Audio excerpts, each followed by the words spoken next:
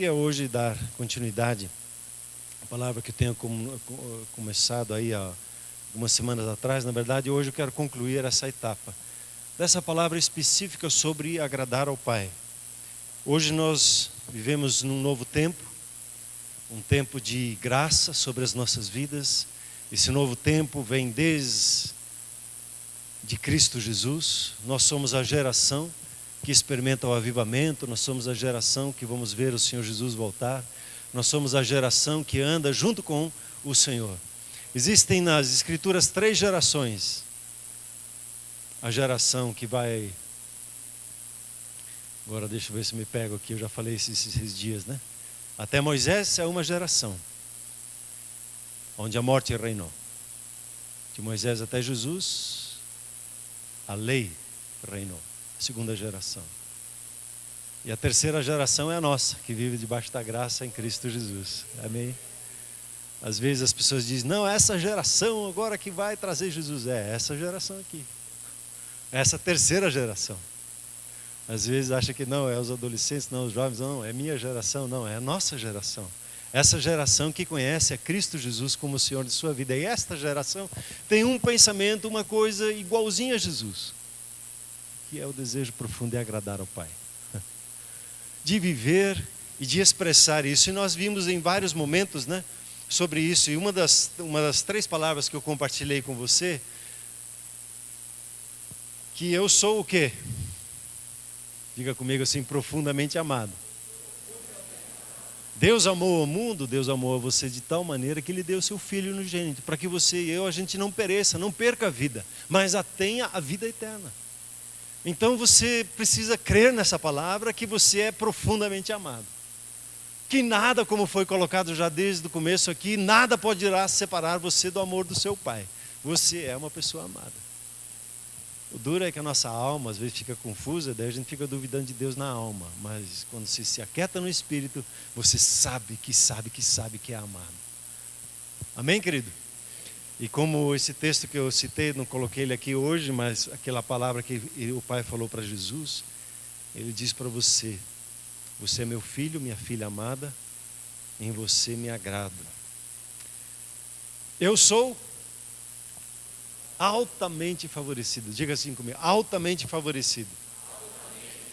Aí nós vimos lá o texto de Efésios 1:6, né, para o louvor e glória da sua graça, pela qual nos fez agradáveis em sino amado. A palavra agradáveis tem a ver com caris, com graça, com uma graça que é derramada a nosso favor. É um favor que vem transbordante sobre nós.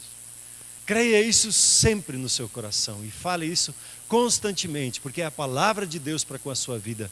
Você é altamente favorecido pelo seu Pai. O seu Pai lhe quer bem. Imagine nós que somos maus, sabemos dar coisas boas aos nossos filhos. Quanto mais o nosso Pai, que nos ama, nos dá coisas boas. Amém, querido? E diga o terceiro assim comigo, eu sou abundantemente abençoado. Juntos, eu sou abundantemente abençoado pelo meu Pai Celeste, né, em Cristo Jesus. Bendito seja o Deus e Pai de nosso Senhor Jesus Cristo, que nos tem abençoado com toda sorte de bênção espiritual nas regiões celestes em Cristo. As bênçãos de Deus, elas foram todas depositadas no seu Espírito. Tudo que você precisa para caminhar com Deus e vivenciar o reino de Deus já está depositado aí no seu Espírito. A questão é de trazer do seu Espírito para fora. Então essas 3 verdades, elas consolidam esse entendimento desse tema, de agradar ao Pai. Por quê? Porque eu sou profundamente amado por Ele. Eu sou altamente favorecido por Ele. Eu sou abundantemente abençoado. Puxa, Deus me deu tanto que a minha reação natural é, puxa, eu só quero agradar a Ele. Quero viver com esse foco de agradá-lo em todas as minhas ações, minhas palavras. E nós vimos que várias coisas que agradam a Deus, só lembrando elas de novo, que ao crer em Jesus, o Pai se agrada disso. Hoje, a grande decisão que há nos céus, no grande julgamento é esse. Quem vai para o céu, quem não vai, não é pelas suas obras. É por esta obra aqui, de crer em Jesus. Se você crê, se não crê, E o Pai se agrada quando nós cremos. Essa é a obra que Ele deseja que nós façamos, crer em Jesus, crer em Jesus. E ao crer em Jesus, rios de água viva fluem do seu interior. E ao crer em Jesus, o que vai acontecer? É natural para mim amar a igreja, que é a noiva de Cristo Jesus, que é o exército do Deus vivo. Hoje, Deus se manifesta por intermédio da igreja, que somos nós, você e eu. Não estou falando do prédio, né? Do 1, 2, 3, reunidos em nome de Jesus, e ali está a igreja. E quando nós amamos ao Senhor Jesus, amamos a igreja, vai ser natural para nós, em tudo que nós fazemos de coração para com o Senhor, e não para os homens. Tudo que fazemos, seja dirigir, seja comprar, seja pagar, seja verificar o troco e devolver o excedente que nos foi dado, fazer um trabalho caprichado, quando lavamos a louça, quando limpamos alguma coisa, nossa mente, nosso coração é esse em Cristo Jesus. É o cuidado, é o capricho, é ser bênção para aquele que está diante de nós e abençoá-lo fazendo de todo o coração, porque é o Senhor que fazemos. Outra coisa que nós vimos é que Deus se agrada quando nós vivemos relacionamentos harmoniosos. Apesar de todo relacionamento precisar constante cuidado e trabalho, nós recebemos, como lemos lá em João 17, naquele dia, nós recebemos a glória de Deus para que nós sejamos um, como o Pai e o Senhor Jesus é, no mesmo padrão. Nós podemos ser um com o outro, quando nós nos envolvemos com a glória de Deus. E Deus se agrada quando esses relacionamentos harmoniosos estão aí. Aí nós lembramos, né, o colecione nessa vida irmãos, né? Seja um colecionador de irmãos. Outra coisa que o Pai se agrada tremendamente é quando Ele fala alguma coisa e nós a recebemos como palavra dEle, como palavra de Deus. Hoje eu vou falar um pouquinho sobre a Bíblia. Muitos consideram a Bíblia como como uma revista, como um livro de sugestões, e não como palavra de Deus que ela é. Nós temos muitas vezes, a religião faz isso na cabeça do ser humano, dissocia Deus e a sua palavra. E na Bíblia é um só. E quando tem um coração que se humilha diante de Deus e permite que Ele me ensina, não tem uma dura cerviz, como nós ouvimos, uma dura cerviz, uma nuca dura, né, que não se dobra, mas um coração ensinável, que é receptivo à palavra de Deus, nós vamos ver o cuidado, o amor dEle para conosco. Ele se alegra quando nós o buscamos em primeiro lugar. Ele se agrada disso, quando nós reconhecemos que Ele é a nossa fonte de sabedoria, Ele é a nossa fonte de soluções, Ele é a nossa fonte de orientação que nós precisamos para qualquer desafio que temos. E a semana passada nós vimos essa palavra aqui, que Deus se agrada quando pessoas são salvas e são cheias do conhecimento de Deus. Deus não quer filhos ignorantes, Ele quer filhos que tenham conhecimento do reino. Inclusive diz assim, o reino de Deus, ele tem mistérios. E os mistérios do reino de Deus lhes são dados, são os Só que os mistérios, eu preciso ir lá descobrir eles. A Bíblia diz que a glória de Deus é encobrir as coisas. E a glória dos reis, como você, é de descobrir as coisas. Então, Deus tem uma maneira de tratar conosco, de deixar as coisas não muito claras, de nos despertar a curiosidade para buscar o entendimento das coisas. Como é que é isso? Como é que é aquilo? E entendermos o significado das coisas. E quando nós salvamos vidas, nós agradamos ao nosso Pai. Como nós falamos, não conseguimos levar coisas desse mundo para a eternidade, mas podemos investir o que ganhamos para salvar vidas e levá-las ao pleno conhecimento de Deus. E isso agrada profundamente a Deus. Amém, queridos? E hoje, Jeremias 29, 11, se tem esse texto bastante conhecido, né? Muitas vezes repetido em várias situações, quando nós estamos, às vezes, em situações adversas e dificultosas, nós lembramos desse texto. Mas ele é para toda hora. E esse livro de Jeremias, aqui no capítulo 29, está falando com Israel, que estava no cativeiro, que estava longe de onde que era para estar. E eles estavam no cativeiro porque desobedeceram as orientações da parte de Deus, e como Deus tinha dito, se vocês não obedecerem, vocês vão ter cativeiro. E eles estavam por 70 anos, e esse texto fala aqui 70 anos, e Daniel, quando ele leu esse texto, ele começou a jejuar a Deus, porque estavam fechando 70 anos. E nesse contexto, Jeremias, que estava falando antes deles irem para esse cativeiro, ele diz no versículo 11 assim: eu é que sei que pensamentos tenho a vosso respeito, diz o Senhor, pensamentos de paz e não de mal, para vos dar o fim que desejais. Pensamentos aqui tem um entendimento de ideia, tem um entendimento de plano, de planejamento, de propósito. A mente de Deus é uma mente que planeja. E Deus se agrada quando você faz planos, quando você tem os seus planejamentos. Pela palavra de Tiago, muitos assim, eles resistem. Não, mas não é para fazer planos. Sim, a Bíblia trata isso com muita clareza, que é importante que se faça planos. Só que se submeta a esses planos à boa mão de Deus, para que eles tenham sucesso. Quando se diz assim, não, eu vou fazer meu plano aqui, deixa que eu vou resolver. Não, não é assim. Aí Deus está fora esse planejamento. Mas Deus se alegra quando você olha para a sua empresa, olha para a sua família, quando você olha para a sua vida, e nós estamos aí logo começando a fazer planejamentos para o próximo ano. Deus se agrada quando nós fazemos planos. E Ele está falando disso aqui. Ele fez planejamentos, Ele faz planejamentos. A nossa história está debaixo de um planejamento enorme. A nossa salvação está debaixo de um planejamento tremendo da parte de Deus. E Ele faz planejamentos. E os planejamentos dEle é para que você tenha paz, pensamentos de paz. E aqui a palavra é shalom. E a palavra shalom, quando lhe perguntarem, muitas vezes diz, significa paz. Não, significa muito mais do que paz. Significa uma harmonia de vida, um equilíbrio de vida. Significa ter saúde, bem-estar, prosperidade, segurança, equilíbrio em todas as atividades da vida, em harmonia consigo, com Deus, com as outras pessoas, inclusive com a própria natureza, uma vida harmoniosa. E o Pai, quando faz planejamentos e olha para a sua vida, Ele conduz a sua vida, é isso que Ele quer trazer à existência. Pode dar uma glória a Deus por isso? Glória a Deus. Então, todos os anseios, desejos profundos que nós temos, que às vezes não sabemos identificar, que nos são dados por Deus, pois é o que Ele tem preparado para nós.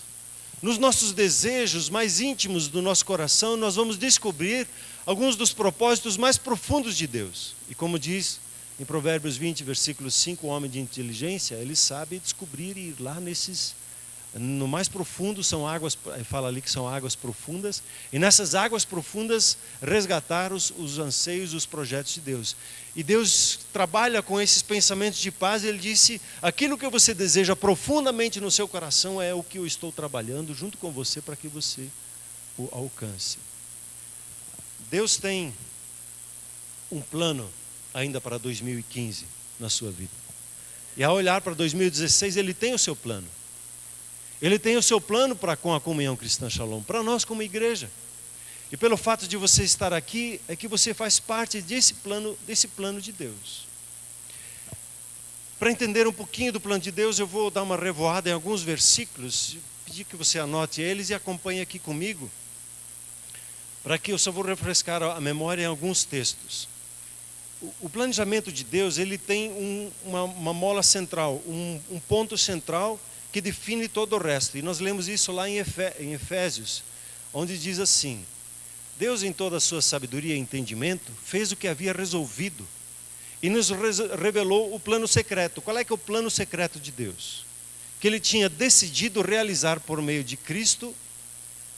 E esse plano é unir no tempo certo, debaixo da autoridade de Cristo, tudo o que existe no céu e na terra.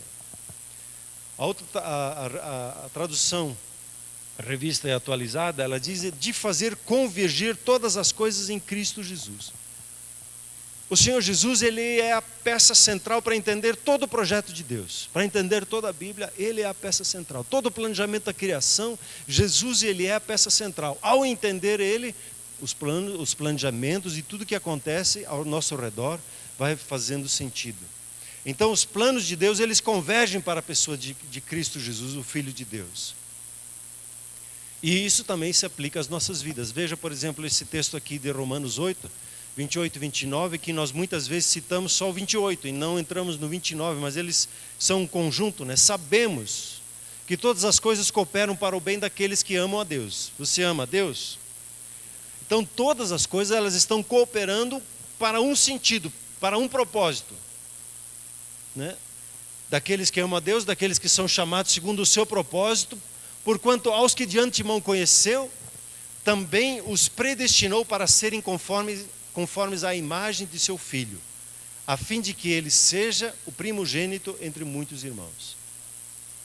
O nosso destino já está pré-estabelecido, já está planejado, já está traçado o nosso destino, de sermos conforme a imagem do seu Filho, Cristo Jesus. Todas as coisas que nos acontecem têm o potencial de manifestar a imagem do Senhor Jesus. Ao nos humilharmos debaixo da poderosa mão de Deus, vamos encontrar a graça e tudo vai cooperar para o nosso bem. Quando eu não me humilho, eu me endureço e começo a questionar e começo a lutar contra Deus, eu me enrijeço, eu não me dobro, eu não encontro a graça de Deus, mas eu encontro a dureza de Deus. Quando eu me humilho, eu encontro a graça de Deus e aí eu vou percebendo como e vou tendo o entendimento que eu preciso para saber que esse é o foco do Senhor Jesus, do nosso Pai Celeste em todo o seu planejamento, que você seja como o seu Filho, que você seja como Ele, que você tenha essa marca. O pastor Bigardi, quando trouxe a palavra aqui, sexta-noite, ele trouxe a mesma palavra nesse sentido.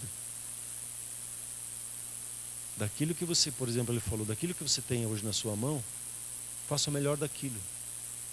E com aquilo que você tem hoje, Deus vai lhe estabelecer nesse planejamento.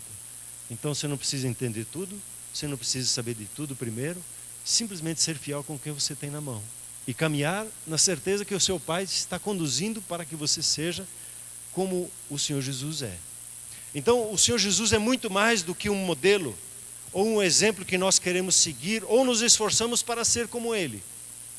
Ele é mais do que um exemplo para nós. Veja aí João, 1 João, aí está João 4, é 1 João 4,17.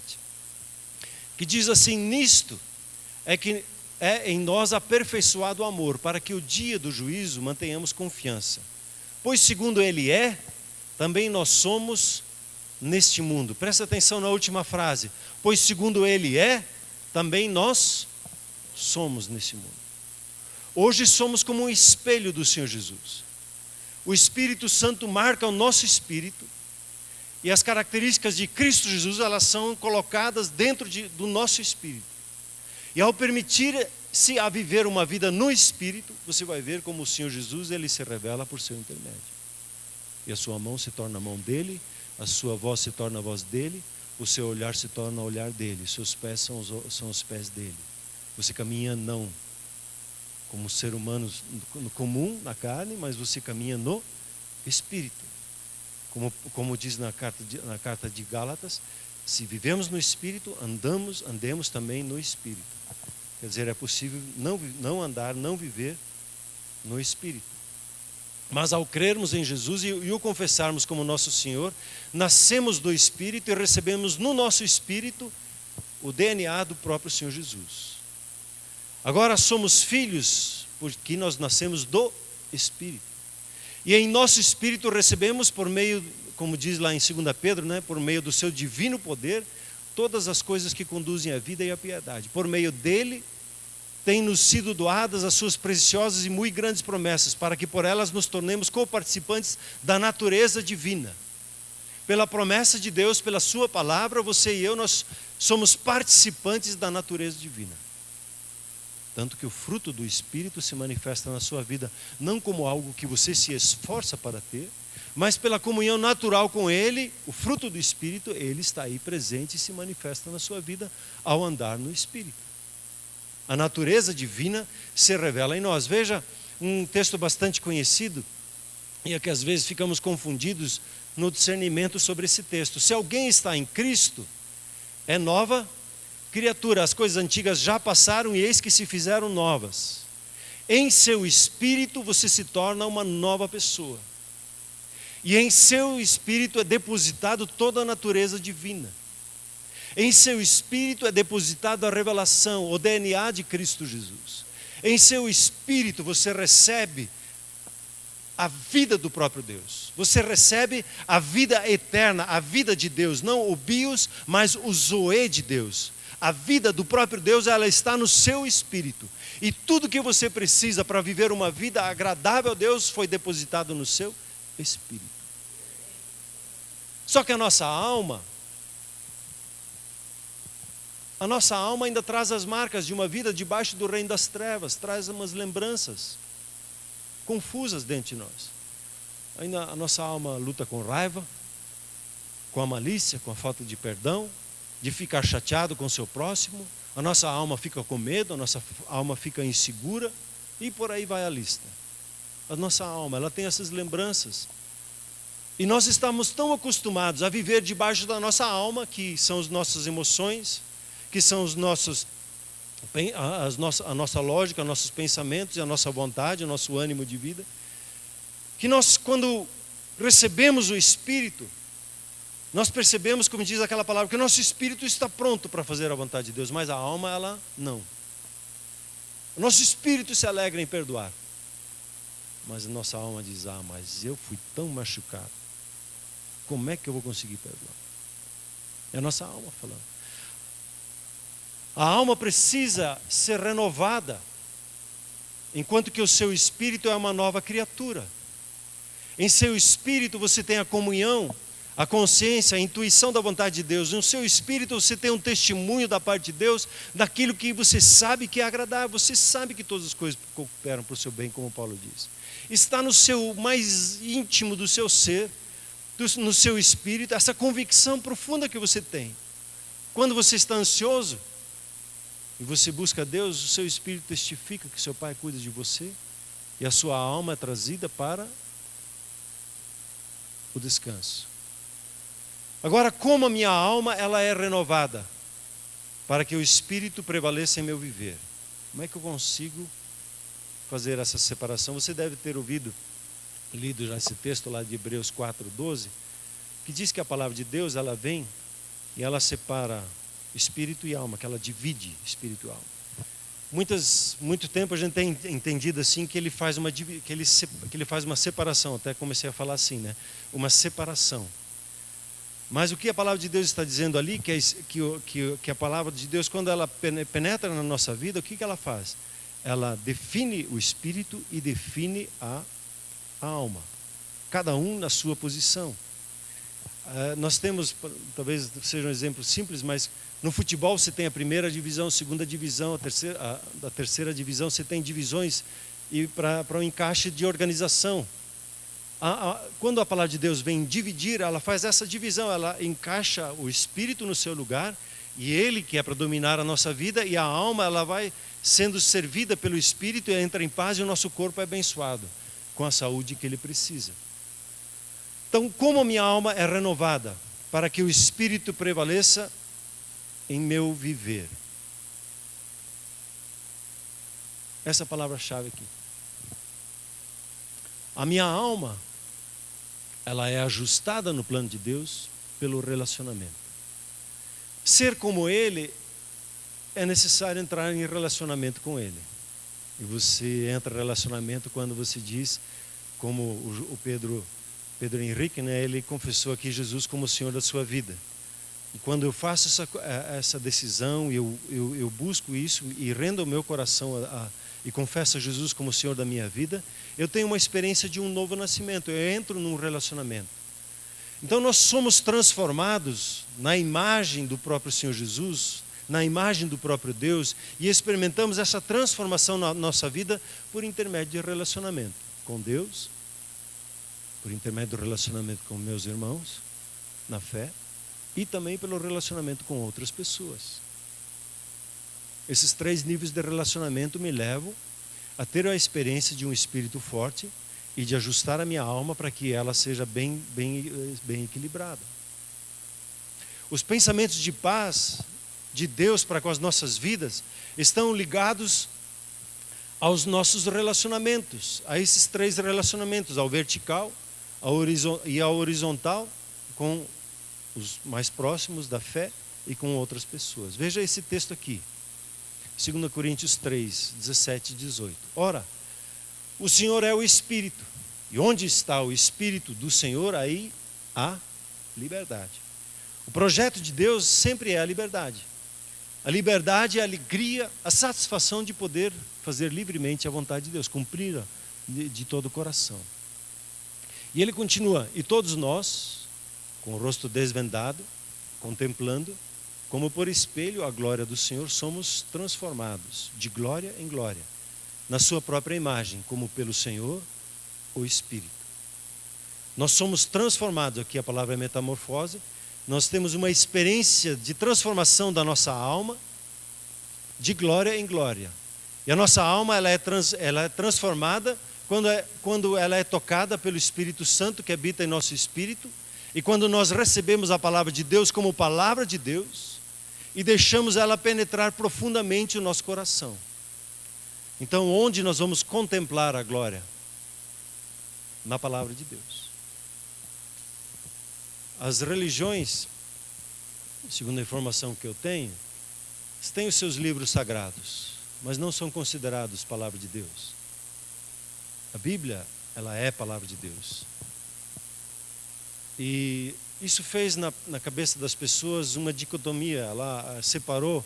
As pessoas dizem que estão servindo a Deus, mas daí você questiona, mas como é que é isso, essa palavra aqui na sua vida? Não, mas eu estou servindo a Deus. Mas e essa palavra aqui não? Não, mas isso. Tem uma vida dissociada. Sou transformado de glória em glória no meu quarto de escuta, na minha devocional, ao compartilhar a palavra de Deus no meu grupo familiar, e compartilhar o que eu descobri e ver o que Deus falou com o meu irmão, com a minha irmã. Muitas coisas Deus não vai falar comigo, vai falar com o Henrique. Quando eu escuto o testemunho dele, Deus está falando por intermédio dele para a minha vida. Essa é a beleza da igreja. E ao falar da palavra de Deus em família, ou no grupo familiar, na celebração como hoje, ou num estudo específico como a FATEM que nós temos, os cursos da Universidade da Família, quando eu me submeto a um estudo, eu estou contemplando, eu estou me deparando com as Escrituras. E a palavra de Deus, que é Espírito e é vida, ela revela uma pessoa, ao Senhor Jesus.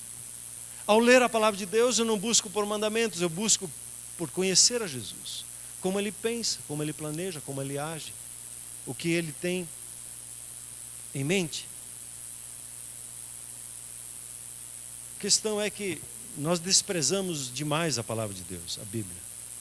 Nós dizemos com as nossas bocas que ela é importante, mas quando nós vamos contabilizar o nosso tempo que nós investimos com ela, nós vamos achar muito pouco tempo. Nós desprezamos tanto a palavra de Deus que quando nós temos que tomar uma decisão, nós preferimos consultar uma pessoa do que passar um tempo em silêncio lendo a Bíblia, meditando nela, indo buscar um irmão na fé, o nosso apacentador, para junto com ele discernir na palavra de Deus o caminho que Deus está nos conduzindo. Muitos consideram mais a ciência, a sabedoria humana do que a Bíblia, e temos uma forma desconexa, parece que isso está tão intrínseco em nós. Às vezes se encontra um casal que está com dificuldade de relacionamento e eles sugerem, não, eu vou fazer divórcio, mas Deus odeia o divórcio. Não, mas eu amo a Deus, eu vou me divorciar. Você ama a Deus, mas Deus odeia o divórcio. Como é que se diz que ama a Deus, o que Deus odeia, e você ama aquilo que Deus odeia? Há uma desconexão de pensamentos, de atitudes básicas com a palavra de Deus. Por exemplo, a ansiedade. A Bíblia é muito clara, ela diz, não ande ansioso. Mas eu vivo ansioso, estressado e preocupado, como vai ser isso e aquilo. Eu não creio na palavra de Deus. Esses dias conversando com o empresário, fazendo um coaching com ele, perguntei para ele na cara, você crê na palavra de Deus ou não? Ah, eu creio.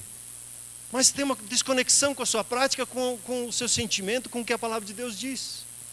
Mas cremos ou não cremos, não há meio termo. Eu creio mais ou menos, eu creio de vez em quando, creio ou não creio. A Bíblia é muito clara, não fale mal do governo, abençoe o seu governo. Puxa, pegou pesado, né? Davi, ele diz assim, 7 vezes ao dia eu abençoo o governante. Impressionante. Será que não é por causa das nossas próprias palavras que nós temos o governo que temos? Será que nós, como cidadãos brasileiros, não temos gerado isso pelas nossas próprias palavras? Hoje, exercer uma liderança em qualquer área de vida não é tão fácil assim, não.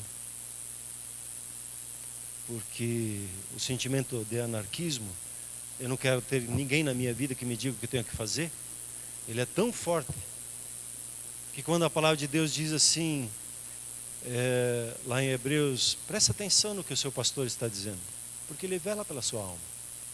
Não encare a palavra do seu pastor como uma palavra qualquer. Veja o seu apacentador quando ele te dá uma palavra. Ela é uma palavra diferenciada aos olhos de Deus. Não, mas ele também é só um homem como eu tenho discernimento. A Bíblia é Bíblia. A Bíblia é a palavra de Deus. E a palavra de Deus é autoridade na nossa vida. E eu tenho a qualidade de vida que eu quero ter. E a Bíblia diz que você é para ter uma vida e uma vida em abundância.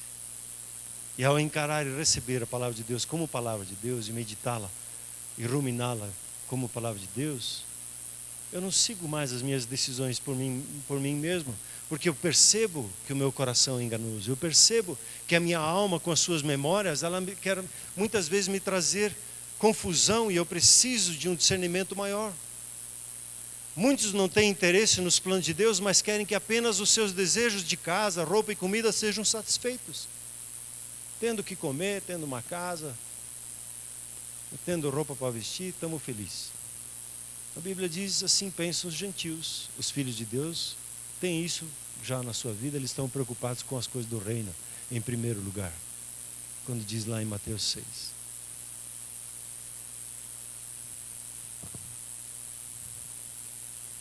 Nós temos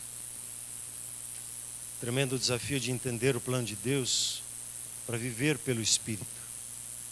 E a palavra de Deus, ela é Espírito e vida. Eu preciso me converter também à Bíblia e entendê-la como autoridade na minha vida. Eu tive que fazer uma decisão e já dei esse testemunho várias vezes aqui. Estudando teologia, fiquei tão confuso na minha cabeça que acho que nem estava conseguindo acreditar mais em Deus. Formado, teólogo, bacharel em teologia e não crendo em Deus. E aí? E com um chamado para ser pastor. Até que um dia tive que me confrontar. Você crê na Bíblia como autoridade? Ou você crê nesses filósofos confusos que não sabem nem mesmo o caminho deles? Você crê na palavra de Deus como autoridade? Eu tive que voltar aos meus fundamentos. A palavra de Deus é autoridade na minha vida. Eu me submeto a ela. Assim como ela diz, assim como ela fala, eu quero me posicionar. Toda vez que eu sou corrigido, eu aceito de bom grado, porque eu sei que meu Pai está com boas intenções para comigo. E eu preciso buscar isso. E a palavra de Deus, quando eu me deparo com ela, eu vou conhecer os planos de Deus. E os planos de Deus estão centrados em Jesus, o Filho dele. E os planos de Deus são pensamentos de paz, de Shalom. Até Jesus, ele é chamado como o príncipe da paz. E quando eu vou percebendo isso, me submetendo à palavra de Deus, meditando, ruminando essa palavra, repetindo ela muitas vezes para a minha alma, como o Davi diz: alma, o que é isso? Por que você está tão ansiosa comigo? Que dentro de mim, acalma-te, ainda vai chegar o teu tempo, descansa aí, alma. Eu preciso muitas vezes falar com a minha alma, porque ela quer ficar ansiosa, com medo das coisas. A alma precisa se submeter ao Espírito. Um dia conversando com o pastor Pio, ele estava com uma dificuldade tremenda na liderança lá por alguns anos atrás. E eu cheguei nele e disse: Pio, estou contigo aí, vamos caminhar junto. Ele sabe, Arno, na alma eu estou arrebentado, mas no espírito estou com uma alegria. O que é isso? Que fala é essa? Esquizofrênico? Não, uma certeza profunda no coração. A alma machucou sim, claro. Mas no espírito, sabendo que Deus estava conduzindo por fazer e como ia estar conduzindo as coisas. A palavra de Deus, ela precisa ser absorvida em nós como palavra de Deus, para nós entendermos o plano de Deus. Se não absorvermos ela como palavra, como espírito e como vida, nós não vamos gastar tempo com ela. Nós não vamos memorizar versículos dela. Nós vamos lembrá-la, às vezes, como um talismã, que eu preciso de uma palavra para que eu fique seguro. Não, a palavra de Deus é verdade. Quando ela diz: certamente te abençoarei e te multiplicarei, não importa as circunstâncias, certamente Ele me abençoa e me multiplica. E é ao seu tempo, no seu modo, Ele faz, e eu vou fazer o melhor com aquilo que eu tenho hoje, com aquilo que eu tenho na minha mão hoje. Então, ser como Ele, e esse é o projeto de Deus para a sua vida, como profissional, que você seja um profissional que reflita a Ele, é necessário ter relacionamento com Ele, relacionamento com a palavra dEle, se submeter a essa palavra e receber essa palavra como palavra dEle. E aí ela vai se abrindo para o nosso entendimento. O plano de Deus, que são pensamentos de paz, está em construirmos relacionamentos saudáveis. E eu preciso, para ter relacionamento, eu preciso ter encontros. Eu preciso ter encontros com a palavra de Deus. No meu devocional, no grupo familiar, eu preciso ter encontro nas celebrações. E eu preciso, se você ainda não fez a FATEM, hoje as inscrições estão abertas para o próximo ano. Separe 2 noites para estudar ela. Eu não tenho tempo, então faça pela programação da internet. Você consegue fazer a mesma dinâmica, vai pagar um pouquinho mais caro, não vai ter alguns professores presentes ali, mas você vai poder participar da mesma forma. A nossa alma precisa ser exposta à palavra de Deus, exposta à presença de Deus, para que nós sejamos transformados, para que consigamos viver no Espírito Santo. E usufruirmos, como já falei, do fruto do Espírito, que é amor, é a paz e a paciência, a alegria, a bondade, domínio próprio. A paciência, ela é gerada no Espírito, e não pelas circunstâncias difíceis que vivemos. Ela já nos é dada para viver essas circunstâncias difíceis. Nós estamos no novo, não na lei. Eu estou na graça, e na graça eu tenho a presença do Espírito Santo na minha vida. E o fruto dele manifesto na minha vida. E eu preciso, para que isso se torne realidade, eu preciso ter encontros. Encontros marcam, encontros transformam, encontros animam, encorajam. Eu preciso ter encontros. O solitário, a Bíblia diz que aquele que anda sozinho, solitário, ele não tem boas intenções. O Espírito sempre vai nos conduzir para andar junto, para nos envolvermos uns com os outros, para aprendermos uns dos outros. Relacionamentos precisam de encontros, e nós precisamos de encontros regulares para crescer num relacionamento. Se você não se encontra regularmente à mesa com a sua família, você vai perder a sua família. Mas se você se encontra regularmente, pelo menos no mínimo uma vez por semana, sentado à mesa, para conversar, se divertir e comer bem, se não fizer pelo menos uma boa refeição, um tempo excelente de qualidade na semana, provavelmente você vai perder a família, vai perder o relacionamento. Ideal se todo dia nós pudéssemos sentar à mesa. Nossos encontros acontecem com Deus, uns com os outros e com outras pessoas das mais diferentes situações. E temos esses 3 níveis de encontros na nossa celebração, como hoje aqui, nos nossos grupos familiares, nos serviços que nós prestamos, seja aqui dentro, seja lá para fora. Nesses encontros que nós percebemos como Deus se manifesta entre nós. Porque onde 2 ou 3 estão reunidos, ali está se manifestando a igreja, a própria pessoa do Senhor Jesus. Isso faz parte dos pensamentos de Deus para nós. Relacionamento com Ele, relacionamento uns com os outros, relacionamento com outras pessoas. Nós somos transformados por meio dos encontros que temos. Este é o processo pelo qual as pessoas vão refletindo ao Senhor Jesus. No ano que vem, por exemplo, planeje nos seus planejamentos a convidar uma família, um casal na sua casa por mês. Por exemplo, do seu grupo familiar. Só para bater um papo. Para comer, se divertir, talvez brincar um dominó, ou jogar um uno, para conversar. Talvez no final até pode orar juntos, abençoar um a vida do outro. Será que Deus se agrada disso? Será que isso está nos planejamentos de Deus? Encontros. Para exemplificar tudo que eu falei, eu quero contar a história do Tico e de Teca. Vamos ver se eu consigo contar ela aqui.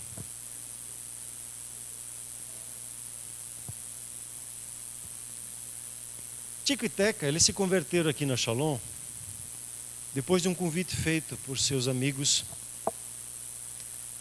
E eles entenderam que o Senhor Jesus morreu por eles na cruz e que Ele ressuscitou dentre os mortos. E eles receberam o perdão de Deus em suas vidas. E aqui, assim como o Pedro Henrique, né, hoje se batizou, Tico e Teca também se batizaram aqui na igreja. Tico e Teca, eles vieram de duas famílias bem desestruturadas.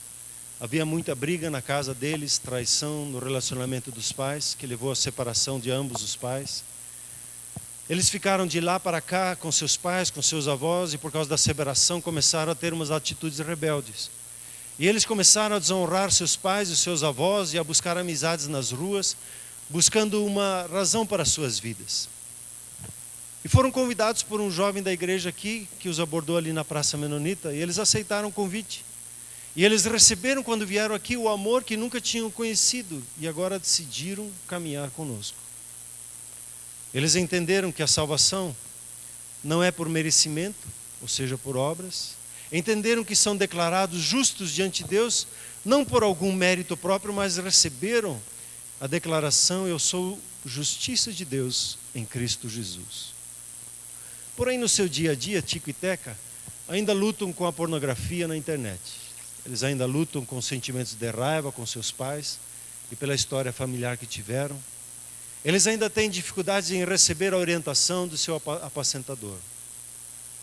Mas ao perceberem essas atitudes, eles se entristecem, oram juntos e pedem perdão, e tomam então uma nova decisão para seguir ao Senhor Jesus. O apacentador deles lhes havia pedido para fazerem devocionais lá com o livro, firmando compromisso. Mas tinha uma dificuldade tremenda em se concentrar e ler e absorver aquilo que estava sendo colocado ali. E levaram assim o dobro de tempo. Em vez de 4 semanas, levaram lá 8, 10 semanas para conseguirem terminar esse primeiro livro. E logo o apacentador veio e trouxe um outro livro chamado Bem-vindo à Família, com 11 semanas. E eles, com certa dificuldade, eles foram ali aprendendo a ter o seu quarto de escuta. E o que é ter um quarto de escuta? Tico e Teca estiveram numa das celebrações aqui, e nessa celebração eles entregaram de coração, se entregaram de coração a Deus e tiveram uma experiência profunda com o Espírito Santo. Começaram a falar em outras línguas e começaram a ter visões que não compreenderam, e tiveram ali a sua experiência de batismo no Espírito Santo. Mas eles ainda tinham luta com a pornografia, com a rebelião no coração e a dificuldade com autoridades. Então o apacentador, então, ele convidou eles a preencher um formulário com um par de perguntas lá. E elas aceitaram e começaram a responder. Entregaram então um questionário que foi lacrado diante deles. E no dia da reunião foi aberto diante deles também, e eles conversaram. E durante ali quase 2 horas eles oraram e foram ministrados pelo apacentador e mais uma pessoa da igreja. E ao terminar eles foram abençoados por esses dois. E de repente Teca diz: puxa, que peso saiu das minhas costas. E daí o Tico também diz: puxa, como isso é bom. Eu estava até um pouco inseguro, mas depois disso tudo tenho uma paz indescritível. Eles se sentiram muito bem, começaram a chamar seus amigos para vir junto nas celebrações e começaram a falar de Jesus aos seus amigos. Porém, Tico e Teca ainda tinham um profundo problema de raiva em seus corações. Eles se irritavam com frequência quando pessoas aparentemente tiravam vantagem deles. E eles leram então na Bíblia que deveriam amar as pessoas, mas não conseguiam, e isso traria um conflito no coração deles. Aí um dia o apacentador convidou eles para um tal de seminário Veredas Antigas. E eles acharam o nome muito estranho, mas decidiram participar. E eles ouviram mensagens e puderam falar de suas dificuldades com seus pais e como isso machucou o seu coração. E após fazerem os 4 seminários, eles firmaram a sua identidade, o seu destino, E aquela raiva no coração, ela como que desvaneceu, desapareceu. Eles participaram nesse ano da conferência profética e ficaram impactados ali com o exemplo do pastor Garrido, quando ele falou do corpo, a alma e do espírito, também do corpo do pecado. E eles perceberam que em suas almas eles tinham muitas lembranças do passado que os machucavam ainda. E à medida que avançam na fé, eles percebem o quanto a alma deles ainda estava confusa com a vida no espírito e quanto essa alma ainda precisava e ainda precisa ser ministrada. Eles entenderam que se tornaram filhos de Deus, recebendo a Jesus em sua vida. Entenderam que Deus é o Pai deles como filhos, e eles entenderam que são herdeiros de Deus, entenderam que no seu coração que eles são profundamente amados, que são favorecidos tremendamente pelo Pai e são abençoados abundantemente. Eles compreenderam que são uma nova criação, mas que não há nenhuma condenação sobre a vida deles. E eles estão assentados nas regiões celestiais em Cristo Jesus.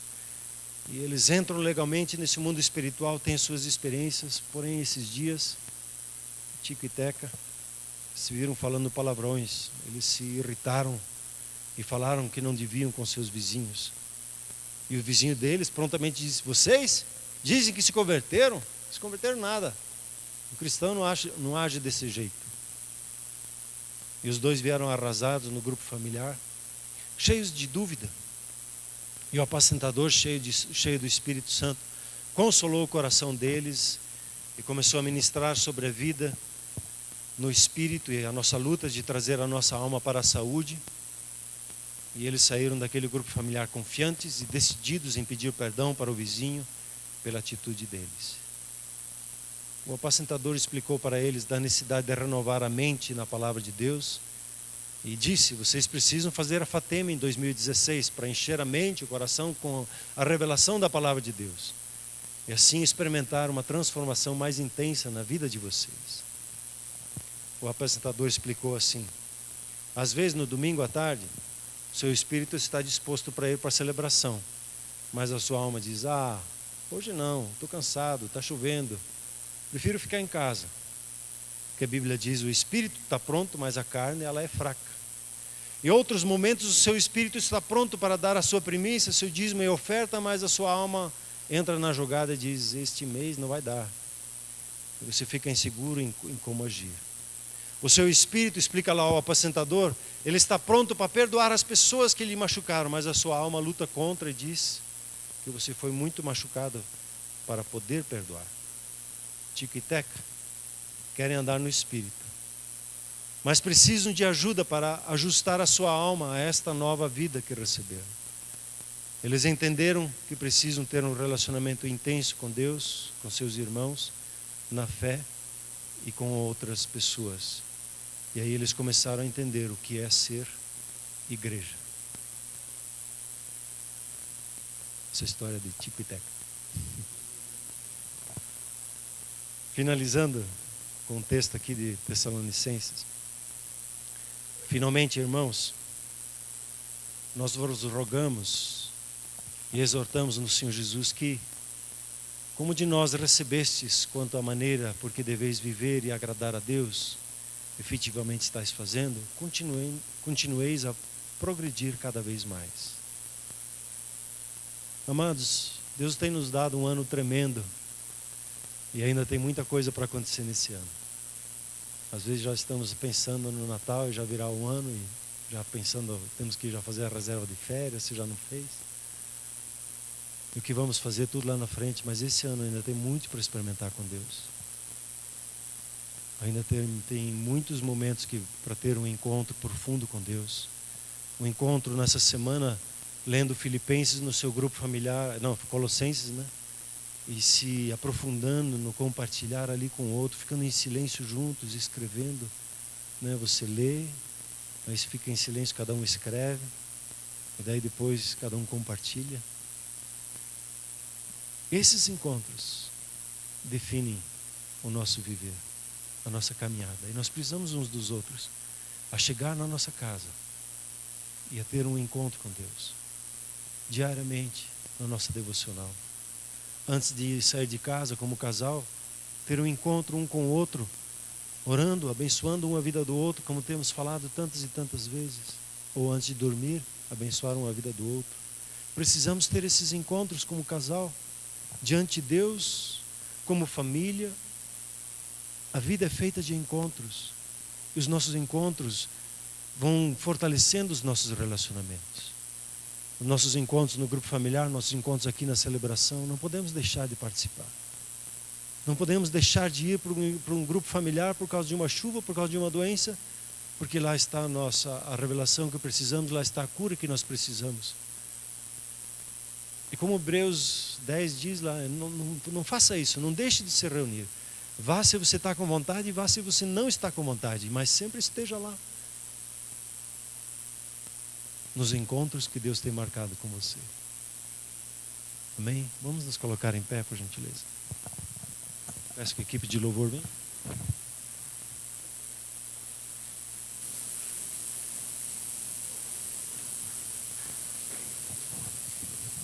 Seu Pai nos céus diz: eu sei que pensamentos eu tenho a seu respeito, são pensamentos de paz.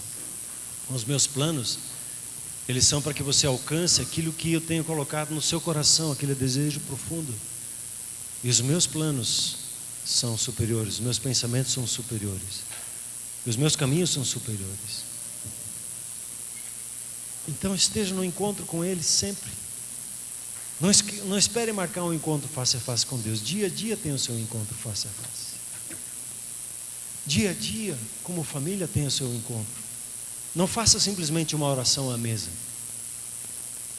Você está com um encontro junto com a família diante de Deus. A gente ora diferente daí. Eu quero te convidar a nessa noite a se consagrar aos pensamentos de Deus,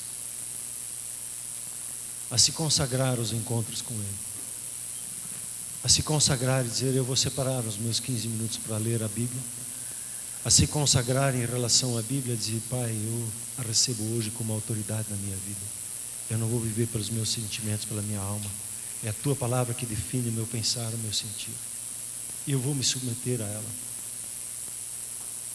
Isso exige de nós uma consagração, uma atitude, uma postura. Não dá para ficar em silêncio quando Deus questiona alguma coisa em nós. É necessário me posicionar diante dEle e dizer: eu quero, assim como eu já tenho feito, agradar ao Senhor. E vocês têm, nós como igreja temos efetivamente feito isso, mas precisamos progredir cada vez mais. Se você já tem a regularidade dos 15 minutos, vá para 20 minutos, vá para 30 minutos. Vá no final de semana e diz: nessa manhã de domingo eu vou separar 1 hora para o meu Deus, e eu vou ter um encontro com Ele. Talvez o Espírito Santo te chame de madrugada. Não, antes de dormir, eu vou lá para o meu quarto e vou me consagrar a Ele 1 hora. E se for necessário ficar em silêncio, vou ficar em silêncio 1 hora, diante dEle, simplesmente contemplando Ele e sendo ministrado. Eu quero te convidar a uma consagração a Ele nessa noite. Uma consagração de dizer: Senhor, eu quero ser um homem, quero ser uma mulher que te agrada. Eu quero ter esses encontros, eu quero seguir os teus pensamentos, eu quero usufruir e caminhar nesses teus pensamentos para com a minha vida. Pai Celeste, quero lhe agradecer pela sua palavra, que nos é vida, que nos é ânimo, coragem. E quero, Senhor, nós desejamos por esses encontros, ó Deus, diante do Senhor, esses encontros de transformação, dia após dia, sozinho no nosso quarto de escuta, junto com os nossos irmãos no grupo familiar, junto nas celebrações, junto onde o Senhor nos convoca para estarmos juntos servindo pessoas. Senhor, nós colocamos a nossa vida diante do Senhor, ó Deus, diante do Senhor, para que nós possamos ver e sermos impactados, formados, transformados nessa contemplação. Senhor, não queremos viver na alma, queremos andar no Espírito. Não queremos, Senhor, seguir o nosso próprio entendimento, mas seguir ao Senhor. Pai Celeste, Pai Celeste, ouve o nosso coração, expresse-se diante de Deus, sussurre a Ele, que se passe faça no seu coração.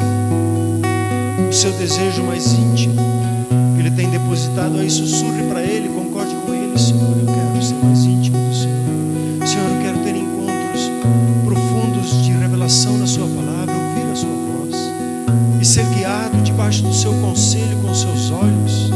Sim, Senhor. Sim, Senhor. O Senhor está tirando hoje um véu. Está lhe abrindo os olhos para a revelação da palavra de Deus. Você que decidiu em receber a palavra de Deus como palavra,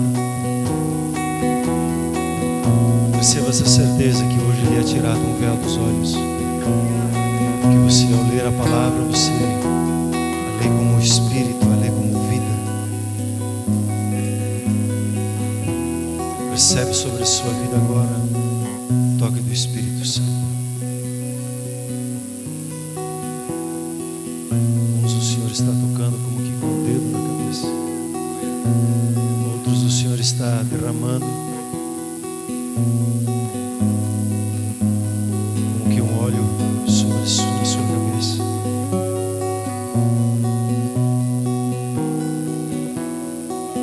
Receba pela gratidão o renovo no seu espírito. E diga para sua alma: quieta-te, alma.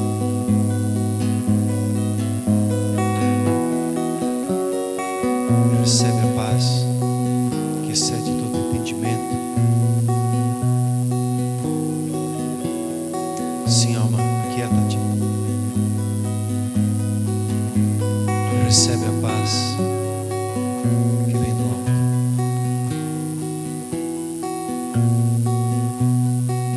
Obrigado, Pai. Obrigado.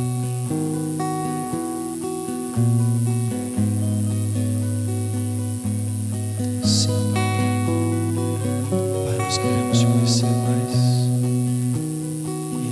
Queremos conhecer a Jesus melhor, mais profundamente como Ele é.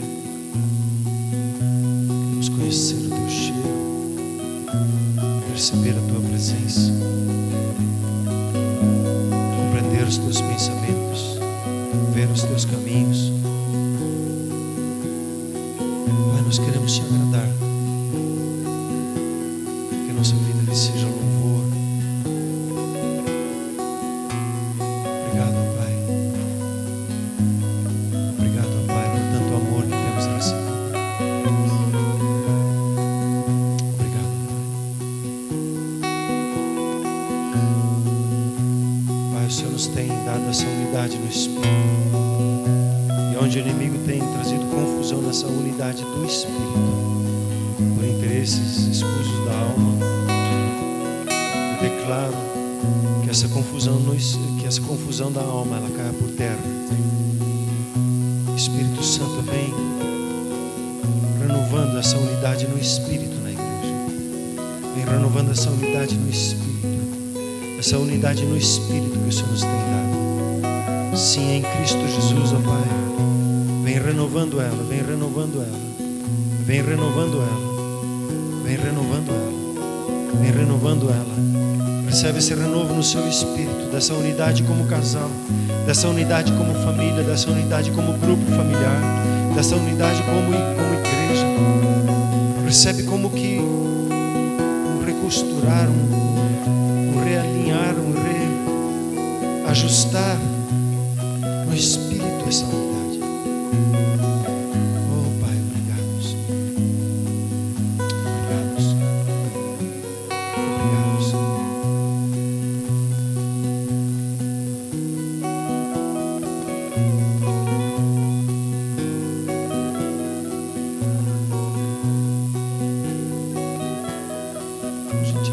Assim comigo, Pai Celeste, muito obrigado que o Senhor me ama. Eu hoje entrego meu coração nas suas mãos e confesso ao Senhor Jesus como o Senhor da minha vida. Muito obrigado que o Senhor me ama e que o Senhor me dá da vida eterna.